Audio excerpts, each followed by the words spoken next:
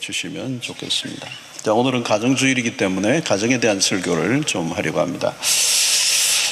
여러분, 세상에 무엇이든지 정성을 들이지 않으면 금방 쇠퇴하고 망가집니다. 집, 정원, 또 집안에 기르는 식물 하나도 그냥 이렇게 유지되지 않죠. 잠시만 방심하면 금방 시들어버리고, 건물도 끊임없이 이렇게 리모델링하고, 우리 교회도 벌써 이제 꽤 연식이 됐습니다. 겉으로는 멀쩡해 보이는데 많이 고치고 있습니다. 천장도 고치고 바닥도 고치고 곳곳에 계속 이제 신경을 써야 합니다.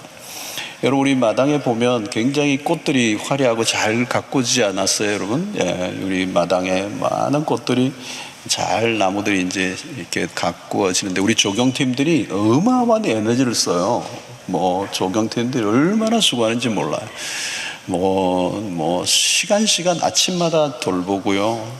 전지도 하고, 물도 주고, 거름도 주고, 이렇게 합니다.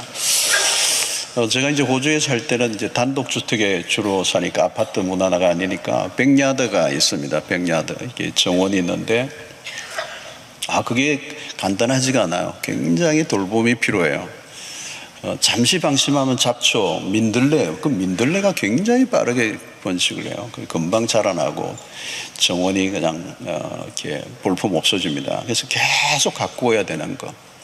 이 호주 할머니들은 보면요, 일주일 내내 잔디밭을 물을 이렇게 하고 계세요. 보면 계속 꿇어 앉아가지고 잡초를 제거하는 일을 하더라고요. 그러니까 예쁜 잔디밭이 그냥 만들어지지 않는다는 걸 보게 됩니다.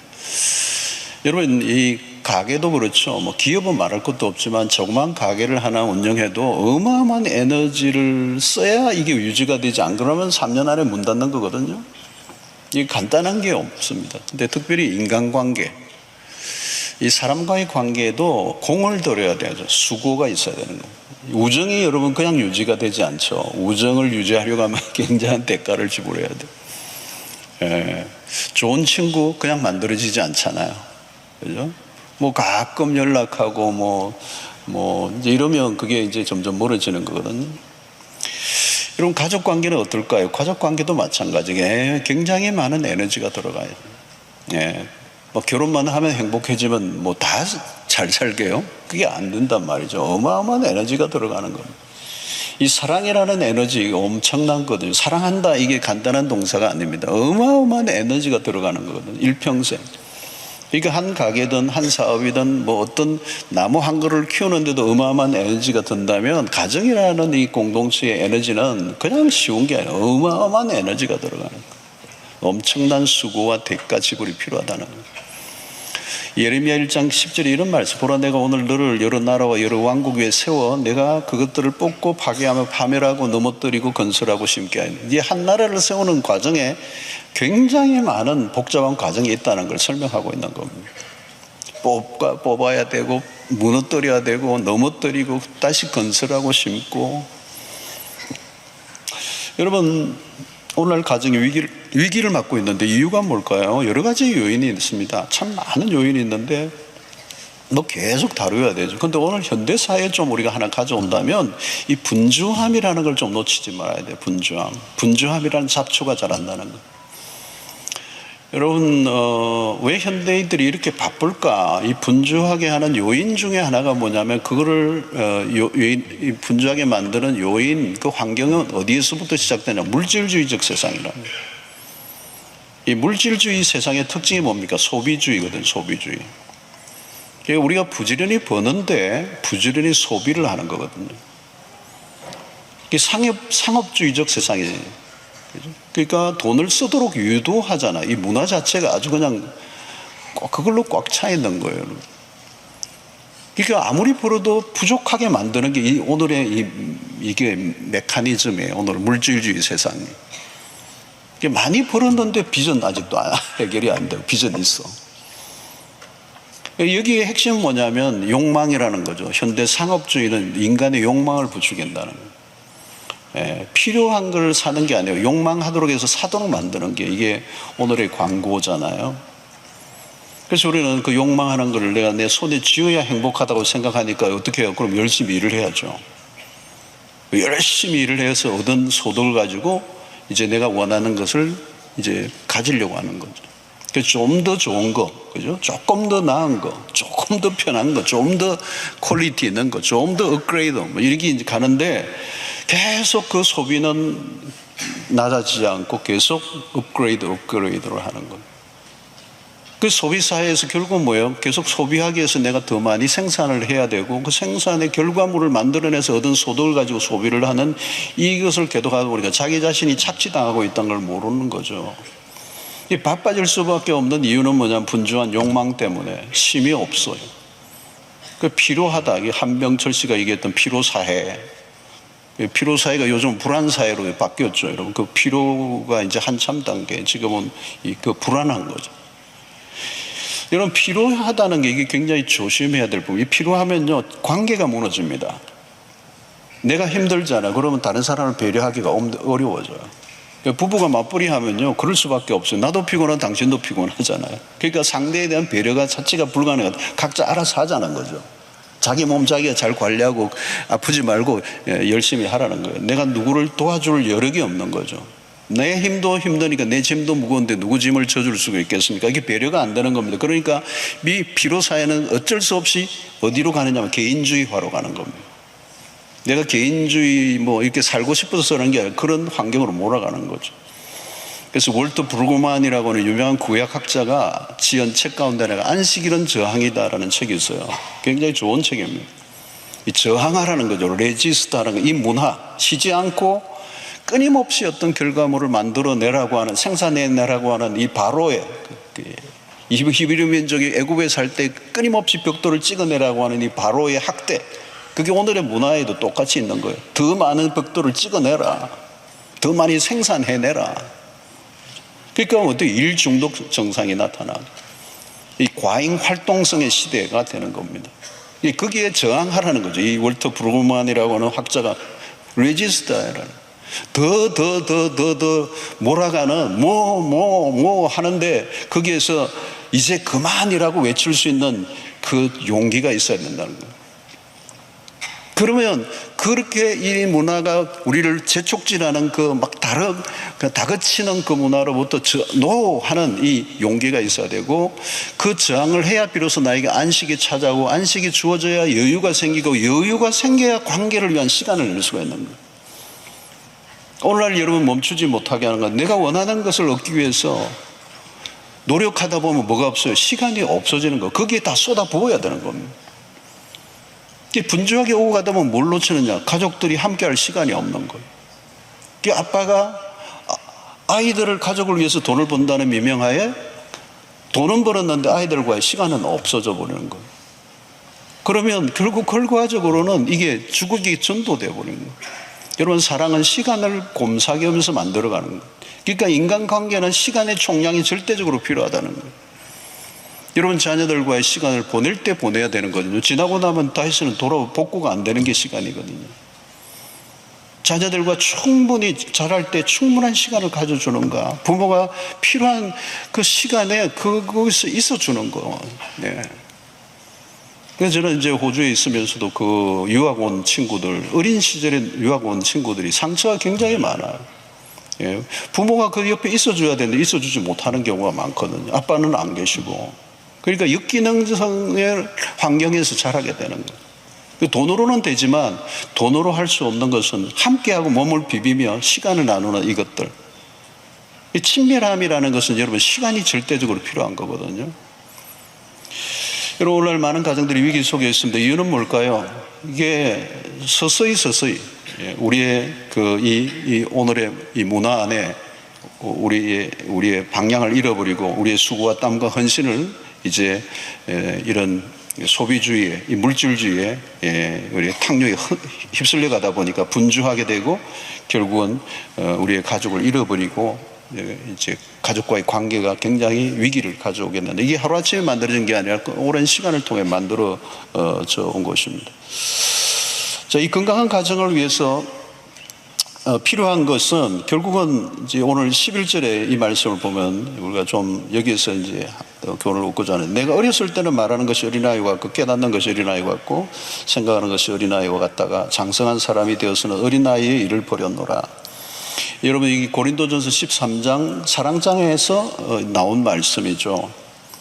그러니까 사랑을 하는데 필요한 것은 결국 어린아이의 일을 벗어버리는 것. 어린아이의 일이란 뭘까요, 여러분? 어린아이들의 특징은 자기만 아는 거죠. 자기 세계에 갇혀 있는 겁니다. 그러니까 이기적인 삶을 살 수밖에 없어요. 유치한 거죠. 그러니까 엄마가 어떻게든 자기는 울잖아, 그죠? 예.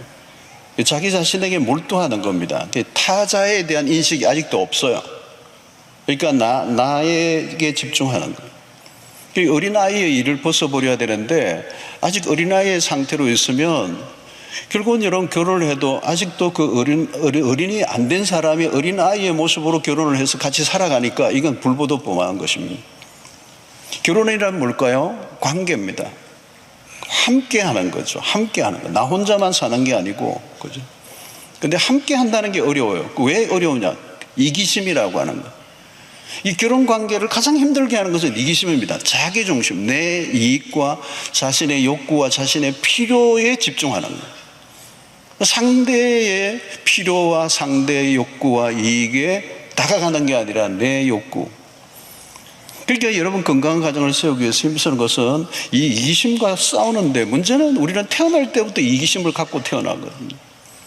죄성을 가진 인간의 뚜렷한 성향이 뭡니까? 이기심이에요. 그러니까 어스틴이 얘기했던 걸 자기 자신의 심하게 휘어진 상태, 이게 이기심이라는 거예요. 이 이기심이 우리 내면에 자라난 잡초와 같아요. 이게 안 뽑히는 거거든요. 그러니까 어린 아이와 같은 자기만 생각하는, 자기의 행복을 위해서 상대를 도구화하는, 그러니까 함께 하는 게 어려운 겁니다. 그러니까 혼자 지내면 싸울 일이 없죠. 사실은 뭐 하고 싶은 대로 하면 되니까.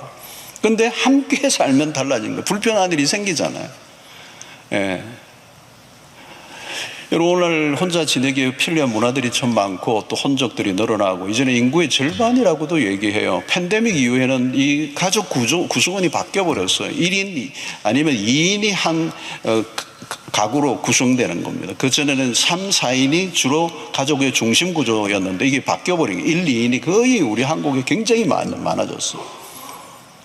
또 20세부터 44세까지 여성 중에 무려 55.1%가 결혼할 의향이 없다. 이렇게 어떤 데이터에 나왔어요. 그러니까 결혼이라든가 사랑이라든가 성에 대한 개념의 변화가 많이 온 겁니다. 자, 여러분, 우리가 자신에게 집중할수록 다른 사람과 거리가 멀어집니다. 피곤해질수록 함께하는 삶보다 자신에게 집중하게 되는 거죠. 자신에게 집중하면 결국은 집안에 함께 살아도 별거와 비슷해요. 그럼 오늘날 정신적 이혼이 굉장히 많고 겉으로는 멀쩡해 보이지만 사실은 빈 껍데기 관계로 있는 그런 가족 관계가 참 많아졌습니다. 자, 근데 여러분 성경을 보면 고린도전서 7장 5절에 서로 분방하지 말라. 방을 각각 서지 말라는 거예요. 서로 분방하지 말라. 다만 기도할 틈을 얻기 위하여 합의상, 그리고 얼마 동안은 하되, 그죠? 다시 합하라. 이는 너희가 절제 못함으로 말미암아 사탄이 너희를 시험하지 못하게 하려 함이라. 분방하지 말라. 이게 이제 고린도 교회가 그 시대의 고린도 교회가 굉장히 성적으로 방종한 그런 타락한 시대였는데, 그 도시 속에 있는 고린도 교회가 그 세상에 타락한 문화가 교회 안으로 밀고 들어오고 있는 그때에 경계하라는 거죠. 이 분방을 하지 말라. 이 말은 마귀에게 틈을 주지 말라. 왜? 우리는 연약한 존재이기 때문에. 그죠? 경건을 위한 목적, 기도할 목적으로라도 잠시, 그것도 합의해서, 부부관계는 언제나 합의예요. 합의. 본래 일방적으로 결정하고 일방적으로 선포하는 게 아니라 언제나 합의를 하는 거예요. 여러분, 여기에서 이 바울이 이렇게 얘기하는 것은 이 결혼 관계를 깨뜨리려고 하는 이 사단의 공격, 그게 바로 2000전에 고린도 교회도 있었던 겁니다. 그래서 부부는 서로의 감정을 아주 굉장히 예민하게 살펴야 되는 거죠. 무엇이 정말 필요한지, 뭘 필요로 하는지 이걸 돌아보고, 어떤 고통을, 어떤 것들을 좋아하는지, 어떤 것을 싫어하는지, 무엇을 도와줘야 되는지, 말 못할 어려움들이 어떤 것인지를 알아내는 어느 이면의 것들까지 살필 줄 아는 섬세함이 이 부부의 관계에 필요하다는 거예요. 여러분, 결혼은 신비입니다. 결혼한 관계 안에서 감춰진 행복과 기쁨은 이 세상의 다른 것과 비교할 수 없습니다. 전도서 9장 9절을 보면 내 헛된 평생의 모든 날, 곧 하나님이 해 아래에서 내게 주신 모든 헛된 날에 내가 사랑하는 아내와 함께 즐겁게 살지어다. 그것이 내가 평생에 해 아래에서 수고하고 얻은 내 몫이니라. 사실 여러분, 전도서에 우리가 잘 알지만 헛된 세상 가운데 뭐 다 헛되다는 거죠. 근데 그래도 헛된 세상에서도 해 아래에서 수고하고 얻은 제 몫이 분깃이 하나 있는데 사랑하는 아내와 함께 즐겁게 사는 것이 그래도 이 헛된 세상에서도 하나님이 허락하신 유일한 기쁨이라는 거죠. 근데 문제는 그 기쁨에 도달하기까지 치러야 될 대가를 우리는 놓치지 말아야 합니다. 혼자 할 수 없는 게 결혼이에요. 함께 하는 건 너무너무 중요한데 그것이 하나님의 디자인이에요.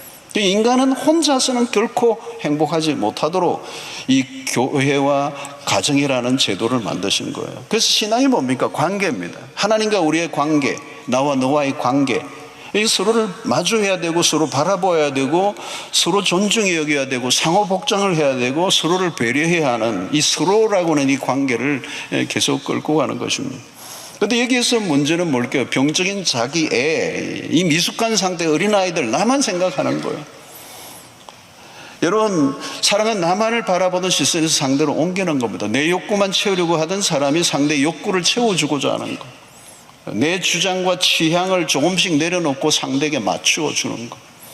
이것이 성숙으로 가는 길이라는 거예요. 어린 아이의 일을 벗어버리는 거예요. 그러니까 이 성숙을 정의하면 자기라고 하는 이 에고에서 타자로 옮기는 작업, 이기주의를 조금씩 벗어내는 것.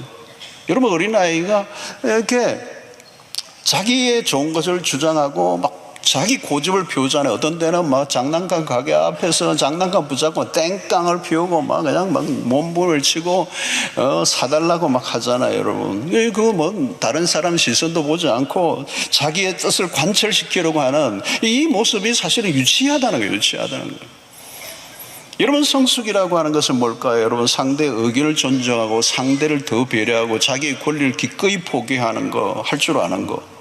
상대를 섬김으로 그가 기뻐할 때 그 기쁨이 나에게 반사되는 그 기쁨. 그래서 빌립보서 2장 3절로 4절이죠. 아무 일에든지 다투면 허영으로 하지 말고 오직 겸손한 마음으로 각각 자기보다 남을 낮게 여기고 각각 자기 일을 돌볼 뿐더러 또한 각각 다른 사람의 일을 돌보아 나의 기쁨을 충만하게 하라. 그러니까 자기만 돌보는 게 아니라 다른 사람의 일을 돌아보아서 나의 기쁨, 이게 배우자의 관계 속에서도 그대로 적용이 되는 것입니다. 그런 의미에서 사랑은 자기 중심에서 타자로 옮기는 겁니다. 배우자에게로 옮기는 겁니다. 고린도서 13장 5절에 보니까 무례 행하지 아니하고 자기의 유익을 구하지 아니하며 그러죠.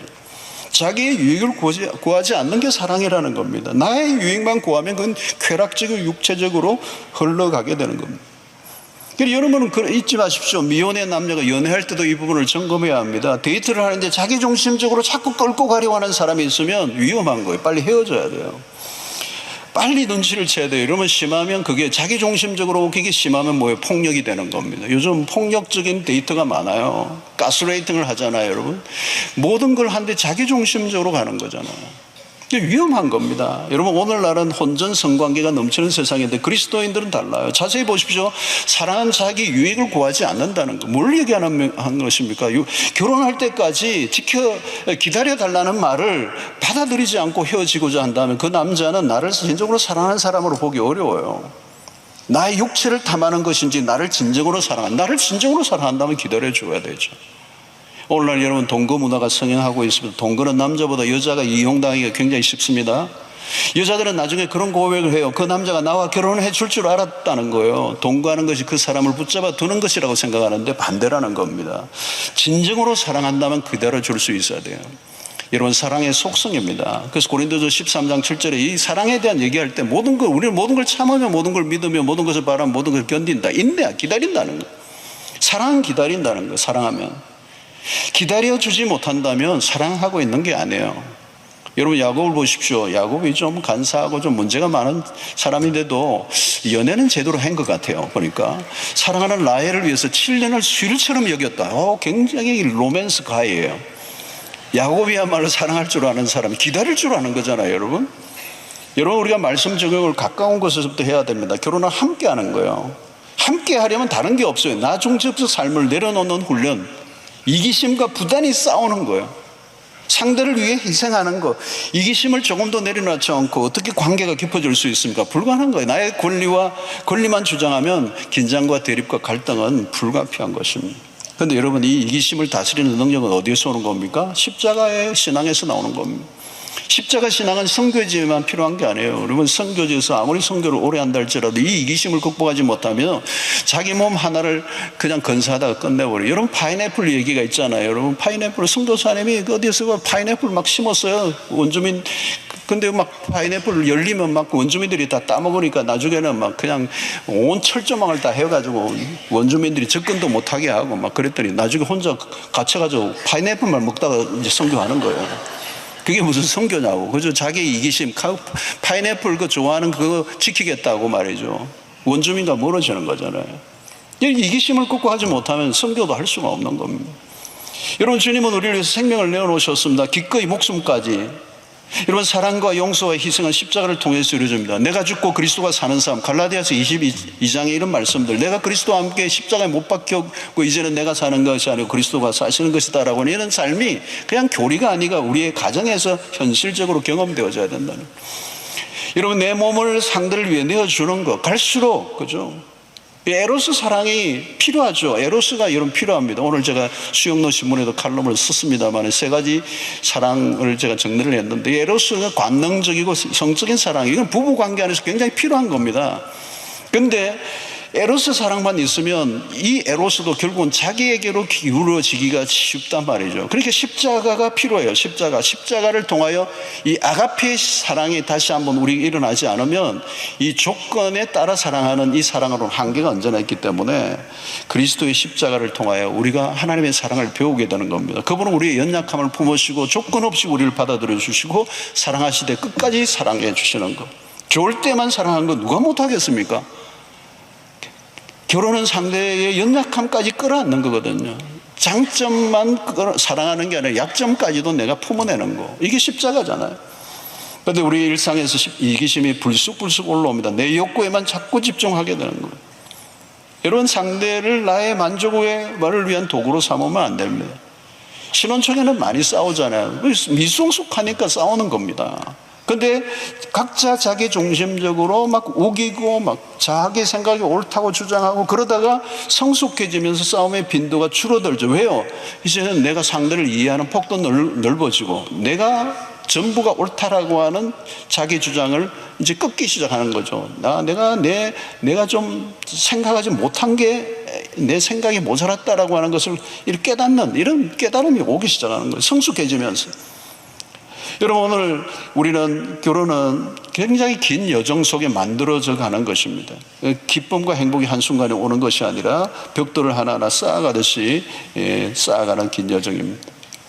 자, 우리는 이 결혼을 함께 지어져 간다. 시간을 통해서 관계가 빚어져 간다. 그래서 정서적, 영적, 육체적인 하나됨을 위해 노력해 가는데, 여기서 매우 중요한 것은 우리가 여기에 하나님의 어떤 성실하심, 그리고 이 산상수훈적 삶, 이 상대의 필요에 다가가기 위해서 수고와 땀을 흘리는데 내가 원하지 않지만 배우자가 원한다면 기꺼이 함께 가주는 거. 이게 여러분, 산상수훈에 뭐가 있습니까? 우리를 가져가는 심리까지 가주는 거. 이게 어디에서 실천되어지는가 하면 가정에서, 부부의 관계 속에서. 특별히 근데 오늘날 미디어들이 이 순수한 사랑을 이상하게 변질시켜 버렸어요. 빗나간 사랑을 미화시켜 버리고 선정주의적인 문화를 만들고 난 너를 원해 육체만을 탐하는 문화를, 불륜을 자극하는 이런 문화, 이 거짓된 사랑, 그죠? 다윗은 여러분 자기 충신의 아내 그 바세바를 이렇게 불법적으로 취하잖아요. 한순간에 정욕에 무릎을 꿇는 그 일에 대한 대가, 후유증이 굉장히 컸습니다. 하나님이 정해놓으신 경계선을 넘어버리는 거. 바세바의 관계에서 낳은 아이는요 1년 만에 죽습니다. 굉장히 비통한 그 다윗에게는 아픔이죠. 그뿐만 아니라 그 뒤에 무슨 다윗 왕가에 불응하는 일들이 일어납니까? 배다른 이 다윗의 자녀들 간에 건진상간이 일어나고 그로 인한 살인극이 벌어지잖아요. 그죠? 압살롬의 암논을 죽여버리잖아요. 이 피로 물들이는 이 다윗 왕가의 아픈 슬픈 스토리가 계속 연결되는데 이게 바세바 사건의 출발이에요, 여러분. 사랑의 이름으로 벌어진, 근데 그 사랑이 온전하지 않고 빗나간 사랑의 대가가 얼마나 혹독한가를 보여주는 겁니다. 여러분, 하나님이 정해놓으신 규칙을 지켜야 됩니다. 경계선을 무시하면 안 됩니다. 사랑과 욕망은 다른 거예요. 당신이 원하는 대로 하라고 하는 메시지는 사단의 음성입니다. 그러므로 여러분, 관계에서 중요한 것은 서로의 관계, 신실함. 그래서 하나님은 당신의 백성과 언약을 맺으시는데 이 언약을 맺는 순간부터 하나님은 그 언약을 지키신단 말이죠. 근데 그 백성들은 그 언약을 자꾸 어겨요. 이게 호세아서에서 말씀하는 핵심적인 줄거리가 그겁니다. 하나님은 당신의 백성과 언약을 맺으시고 신실하게 지키는데 그 이스라엘 백성들은 신실하게 지키지 못하는 것을 누구의 관계를 통하여 설명합니까? 호세아 선지자와 그 아내 고멜과의 관계를 통하여 하나님과 이스라엘의 관계를 설명해 가는 거죠. 여러분, 무슨 일이 났습니까? 이 선지자에게 이 호세아의 아내 고멜은 굉장히 음란한 여자예요. 집을 나가서 다른 남자의 아이를 배워오고, 그래도 호세아가 받아주죠. 근데 얼마 있지 않아 또 가출을 해요. 또 다른 남자의 아이를 배워 들어옵니다. 이스라엘이 음행을 지적하는 거거든요. 그러니까 호세아와 고멜과의 관계, 이 결혼 관계는 그야말로 불행한 거죠. 만신창이가 되고 두 사람과의 관계는 너덜너덜해져 버렸어. 모든 게 다 무너졌어요. 근데 하나가 남아있어요. 집은 무너졌는데 집터가 남아있는, 그 집터가 뭔지 아세요? 하나님과 그 백성과의 맺은 언약. 그 언약을 하나님 편에서는 그래도 계속 그분은 신실하시기 때문에 그 언약이 남아있는, 그게 집터예요. 여러분, 하나님 여전히 그 백성을 사랑하십니다. 언약 관계 안에서 부부 관계, 이게 중요한 것은 충성됨이에요. 그래서 결혼은 계약이 아니고 언약이에요. 여러분, 계약은 상업적인 겁니다. 근데 오늘날 많은 사람들이 결혼을 계약적 개념으로 받아들이고 할 때가 많죠. 근데 성경의 결혼은 언약이에요. 언약의 핵심은 신실함, 변함없는 태도. 이 가정의 기초가 하나님의 언약이에요. 그 언약은 집을 지을 때 기초를 닦는 것 같아요. 그 언약이 없으면 기초가 없는 집을 짓고 있는 것 같아요. 언제 무너질지 아무도 모르는 겁니다. 그래서 여러분, 우리가 결혼을 할 때 비가 오나 눈이 오나 바람이 부나, 그죠? 금어리 팥불이 될 때까지 두 사람이 죽음이 갈라놓기 전까지는 영원히 당신과 함께 하겠습니다. 이 서약이잖아요. 서약. 결혼할 때 서약이 중요해요. 함께 살다 보면 별일이 다 일어나잖아요. 뭐 헤어지고 쉽다는 생각을 안 하고 살았던 부부가 있으면 손 안 들어오세요. 예. 네. 그런 사람 없죠. 어떤 12번도 100번도 근데 여러분, 언약이라게 하는 게 있느냐 없느냐가 중요해요. 여러분, 요즘 주례를 이상한 결혼식이 많아요. 그냥 두 사람이 마음만 맞으면 결혼하는 생각, 거기에는 하나님이 없고 그냥 공포도 없고 서약도 없고 그냥 두 사람이 결혼식이 무슨 쇼를 하는 것 같아요. 인생이 쇼가 아니잖아요, 여러분. 결혼 주례의 핵심은 서약입니다.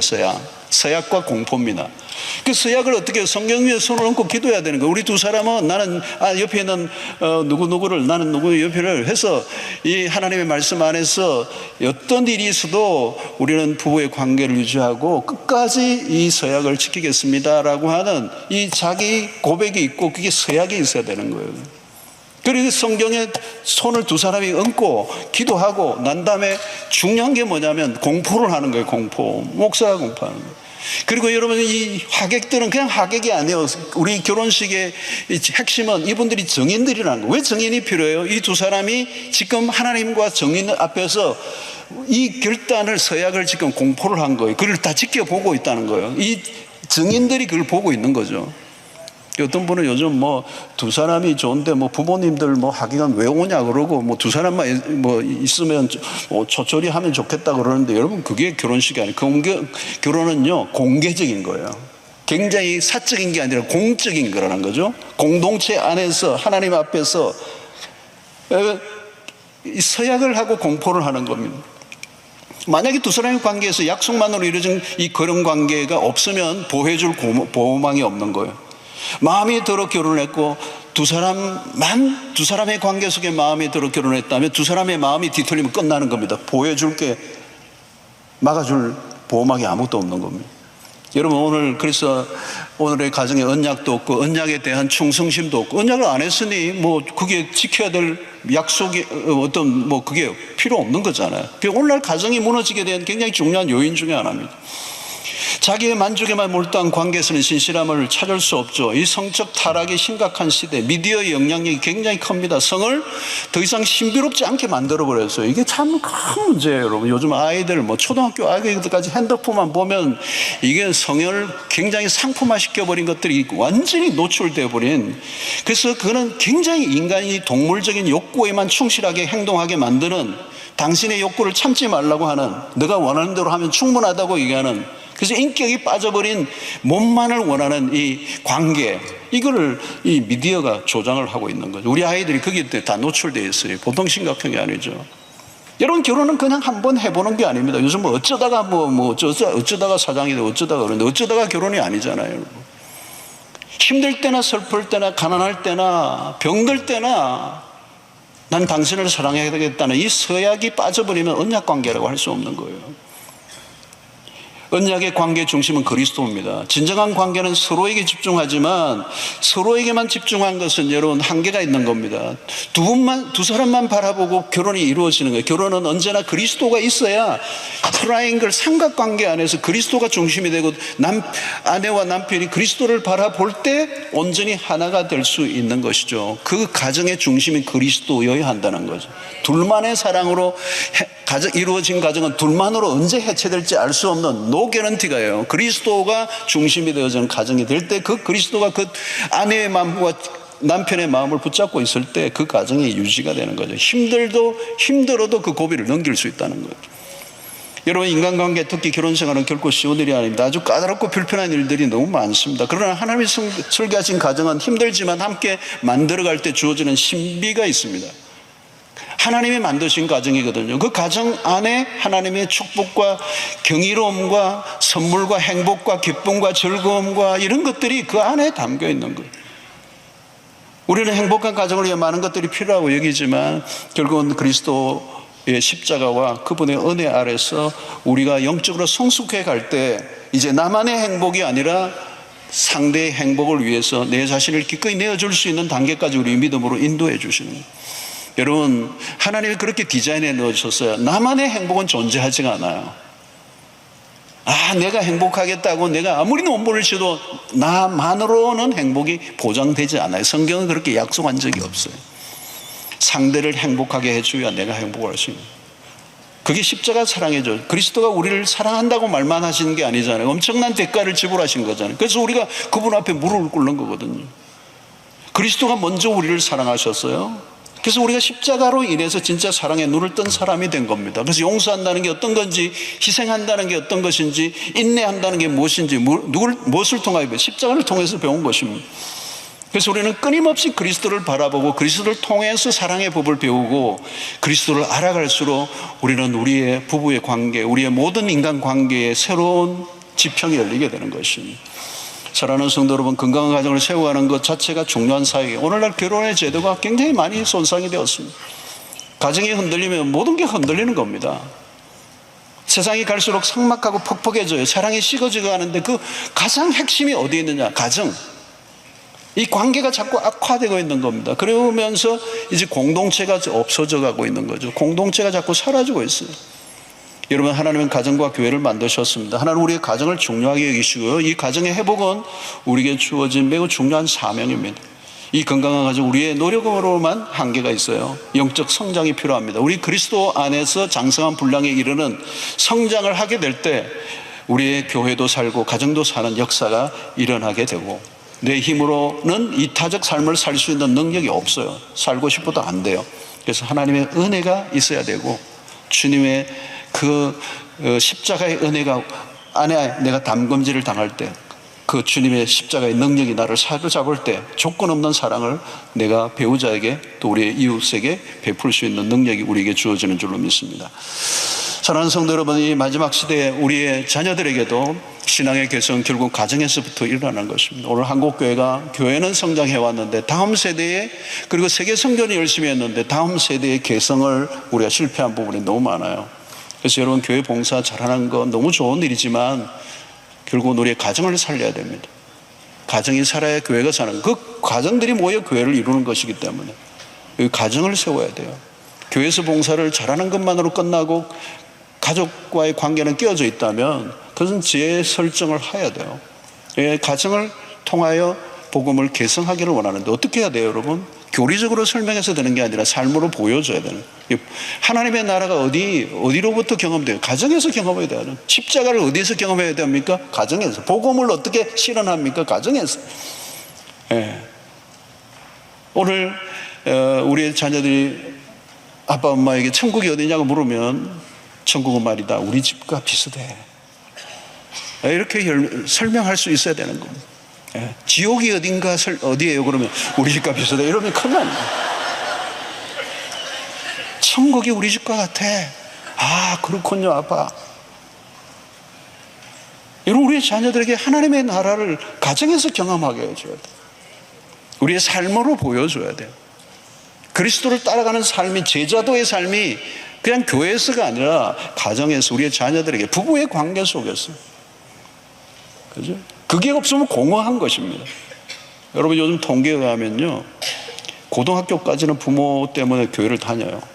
대학 가면요 4분의 3이 떨어져 버려요. 통계가 그렇게 나와. 4분의 3이 떨어져요. 서울에 가잖아요, 학교 대학 가잖아요, 4분의 3이 떨어져 나가버려요. 교회를 안 다녀요. 오늘 이런 이 탈종교, 심각한 시대죠, 여러분. 옛날에는 여러분 무조건 어린 시절에 교회를 안 다녀본 애가 없어요. 그죠?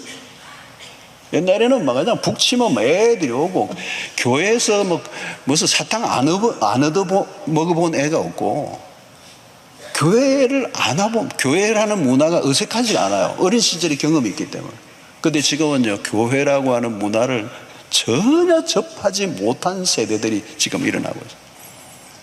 교회를 어릴 때 가보던 사람은 추억이 있어요. 그랬던 그 뭔가 좋은 추억들이 있어요. 교회 가서 막 놀고, 교회 가서 얻어먹고, 그런 추억이 있는 거예요. 지금은 그게 없어요. 교회가 두려운 곳이 되는 거예요.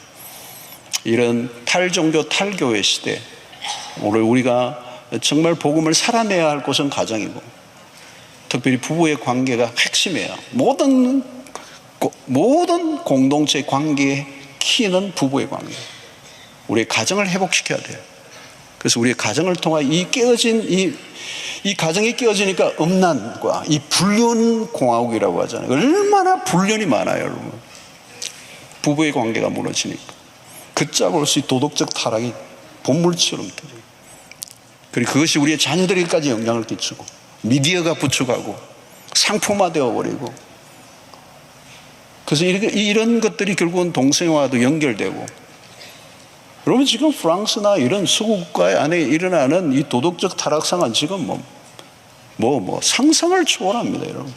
그 앱스타인인가 이런 것들이 다 그런 거 아니에요, 여러분. 고위층들이고 뭘 할 거 없어요. 그냥 모든 계층에. 그러니까 기준을 잃어버리고 하나님의 복음이 없는 세상 속에 남아있는 것은 이런 그런 성모랄의 엄청난 붕괴와 파괴가 가정을 완전히 해체하니까 그것이 다음 세대까지 다 물들여 버릴 때 이 세상이, 여러분, 그 로마가 왜 망하는 것입니까, 여러분? 오늘 우리의 자녀들이 복음으로 돌아오게 하는 그 첫 번째는 우리의 부부의 관계, 우리 가정 안에서 복음이 회복되고 그리스도의 그 십자가의 도가 우리의 부부의 관계 속에 이기적인 것이 아니라 이타적으로, 나 중심이 아니라 끊임없이 배우자를 위하여 희생하고 기꺼이 내어주고, 나의 만족이 아니라 상대의 만족을 위해 살아가는, 그래서 온전한 가정을 하나님의 그 아이디어에 합당한 그런 가정으로 세우는 일에 우리가 헌신할 때 우리의 자녀들이 돌아오고 이 땅을 회복시키는 역사가 일어나게 될 줄로 믿습니다. 하나님, 오늘 또 우리에게 주신 말씀을 통하여 우리의 가정을 다시 회복하시고자 하시는 하나님의 그 뜻을, 그 의도를 우리가 깨닫고 무너지고 망가진 이 땅의 교회와 가정들을 세우는 일에 우리의 삶이 아름답게 헌신되게 하여 주시옵시고, 우리의 관계들 안에 십자가의 도가 선명하게 세워져서 이기적인 것이 아니라 이타적인 삶으로, 그리고 분주한 자기 욕망을 쫓는 삶에서 하나님 우리의 삶에 참된 시간과 자유를 주셔서 우리의 가정의 부부의 관계가 다시 한번 온전히 회복되고 본래의 자리로 돌아가 하나님의 의도하신 행복과 기쁨을 통하여 이 세상 속에 하나님의 나라를 이루는 일에 쓰임받는 우리 모두가 되도록 축복하여 주시옵소서. 예수님의 이름으로 기도하옵나이다. 아멘.